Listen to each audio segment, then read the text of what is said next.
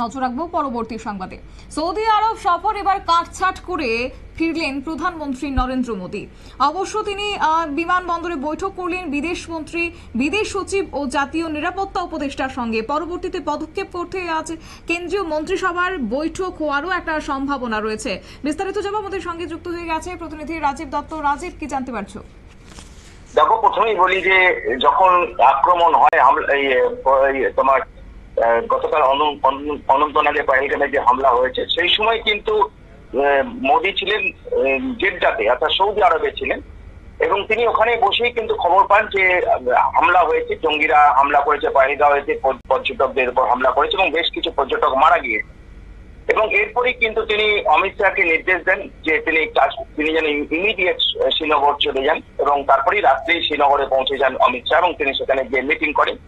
আর Jeddah থেকে আজ সকালেই তিনি ফিরে এসেছেন। সকালে আসেন, তিনি দমদম বিমানবন্দরে নামেন এবং সেখানে নেমে তিনি বৈঠক করেন। সেই বৈঠকে ছিলেন বিদেশ মন্ত্রী এস জয়শঙ্কর এবং বিদেশ সচিব বিক্রম মিস্ত্রি এবং অজিত দোভাল ছিলেন, তিনি জাতীয় নিরাপত্তা উপদেষ্টা। তাদের মুখ থেকে সমস্ত ঘটনা শোনেন এবং গোয়েন্দা প্রধানরা ছিলেন, তারা তাদের মুখ থেকে সমস্ত ঘটনা শোনেন। তারপরেই কিন্তু তিনি যেটা ওখান থেকে ফিরে যান, তিনি অফিসে যান।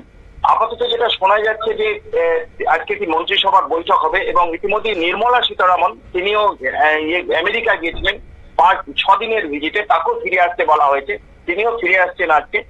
এবং সম্ভবত আজকে সন্ধ্যের আগেই একটি কেন্দ্রীয় মন্ত্রিসভার বৈঠক হবে এবং সেই বৈঠকে কিছু গুরুত্বপূর্ণ সিদ্ধান্ত হবে এবং তারপরেই কিন্তু পরবর্তী পদক্ষেপ নেওয়া হবে। কারণ এটা অত্যন্ত একটা গুরুত্বপূর্ণ ঘটনা যে যেভাবে হামলা চালিয়েছে জঙ্গিরা, তাতে যথেষ্ট উদ্বেগের ঘটনা ঘটেছে এবং হামলাকারীদের আক্রমণের দেখো এখনো পর্যন্ত 26 জনের মৃত্যু হয়েছে এবং যারা আহত হয়েছেন প্রায় 17 জন, যাদের অনেকের অবস্থা কিন্তু আশঙ্কাজনক। যে 26 জন মারা গিয়েছেন তারা সকলেই কিন্তু পর্যটক, তার মধ্যে পশ্চিমবাংলার 3 জন আছেন, একজন হচ্ছেন বিতান অধিকারী, আরেকজন আছে সমীর গুহ, মনীষ রঞ্জন মিশ্র। এবং এই 26 জনের মধ্যে কিছু আছেন কর্ণাটকে, কিছু আছেন উড়িষ্যার, কিছু আছেন পশ্চিমবাংলার, কিছু আছেন তামিলনাড়ুর মুম্বাই এবং 2 জন বিদেশি আছেন। মানে যদি বলো যে 2019 সালের পর, অর্থাৎ 19 সালের পুলওয়ামা যে আক্রমণ হয়েছিল, তারপরে কিন্তু এত বড় ঘটনা ঘটলো। অর্থাৎ বুঝতেই পারছো যে এতদিন ধরে তারা যথেষ্ট টার্গেট করেছিল, যে যথেষ্ট প্ল্যানিং করে কিন্তু এই আক্রমণটা চালিয়েছে। যেটা বলা হচ্ছে, যেটা আমাদের কাছে এখন আমরা জানতে পারছি, যে এই খবর যে একটা আক্রমণ করা হবে, সেই খবর কিন্তু গোয়েন্দারা যদি বলো কিন্তু আগেই অ্যালার্ট করেছিল। কিন্তু সব থেকে দুর্ভাগ্যজনক ঘটনা যে অ্যালার্ট করার পরও কিন্তু এই আক্রমণটাকে রোখা গেল না এবং একদম পর্যটকদের উপর সরাসরি আক্রমণ করলো। এই পর্যটকদের উপর এত বড় আক্রমণের ঘটনা বোধহয় কাশ্মীরে আর কখনো হয়নি।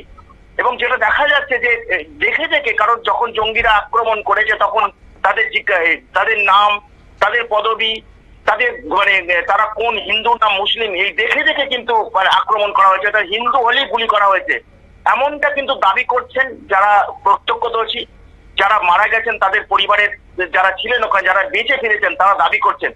খুব একটা ভয়ঙ্কর ঘটনা। দেখো এর পিছনে তো পাকিস্তান ইনভলভমেন্ট আছে, তাতে কোনো সন্দেহ নেই। এবং এই রকম উদ্বেগের খবর পাওয়ার পরেই কিন্তু প্রধানমন্ত্রী গতকাল রাত্রেই ফিরে আসতে চাইছিলেন, কিন্তু রাত্রে আসাটা সমস্যা ছিল। সেই জন্য আজ ভোরবেলাতেই তিনি জেদ্দা থেকে ফিরে আসেন এবং সকাল প্রায় 6:30টার মধ্যেই তিনি দমদম বিমানবন্দরে নেমে যান এবং নেমেই তিনি বৈঠক করেন। সেখানে এস জয়শঙ্কর ছিলেন, বিদেশ মন্ত্রী ছিলেন, বিদেশ সচিব ছিলেন, জাতীয় নিরাপত্তা উপদেষ্টা ছিলেন এবং সেই বৈঠকে কিন্তু সমস্ত রিপোর্ট তিনি নিয়েছেন এবং পরবর্তী ক্ষেত্রে কিভাবে পদক্ষেপ করা হবে। কারণ এটাতে কিন্তু পাকিস্তানের ইনভলভমেন্ট আছে, তাতে কোনো সন্দেহ নেই। পাক আর্মি প্রধান অসীম মুনির তিনি 7 দিন আগে যে বিবৃতি দিয়েছিলেন যে কাশ্মীরকে নিয়ে তিনি বিতর্কিত কথা বলেছিলেন এবং সেই কাশ্মীরকে নিয়ে বিতর্কিত কথা বলার পর 7 দিনের মধ্যে এই লস্করের যে রেজিস্ট্যান্ট গ্রুপ ফ্রন্ট, অর্থাৎ লস্করের একটা শাখা সংগঠন, তারা আক্রমণ করেছে। এটা কিন্তু প্রমাণিত। ভারতীয় গোয়েন্দারা ইতিমধ্যে সমস্ত তথ্য পেয়ে গিয়েছে যে পাকিস্তানের ইনভলভমেন্ট আছে। তাই পরবর্তী কি পদক্ষেপ নেওয়া হবে সেইটা আলোচনা করতে আজকে সম্ভবত মন্ত্রিসভার একটা বৈঠক হবে এবং সেই বৈঠকে কিন্তু চূড়ান্ত একটা পদক্ষেপ নেওয়া হবে এই জঙ্গিদের বিরুদ্ধে, এবং যারা এই দেশ মানে যে দেশ এর বিরুদ্ধে উস্কানে এই জঙ্গিদের উস্কাচ্ছে এবং আক্রমণ করতে মানে উৎসাহিত করছে, তাদের বিরুদ্ধে কঠোর পদক্ষেপ নেওয়া হবে। সেই বিষয়েই কিন্তু আজকে দিল্লিতে মন্ত্রিসভার একটি বৈঠক, কেন্দ্রীয় মন্ত্রিসভার বৈঠক হবে, এবং সেটা আমরা আশা করছি যে সন্ধ্যের আগেই এই বৈঠকটা হবে, এবং তার জন্যই কিন্তু নির্মলা সীতারামন তাকেও ফিরে আসতে বলা হয়েছে।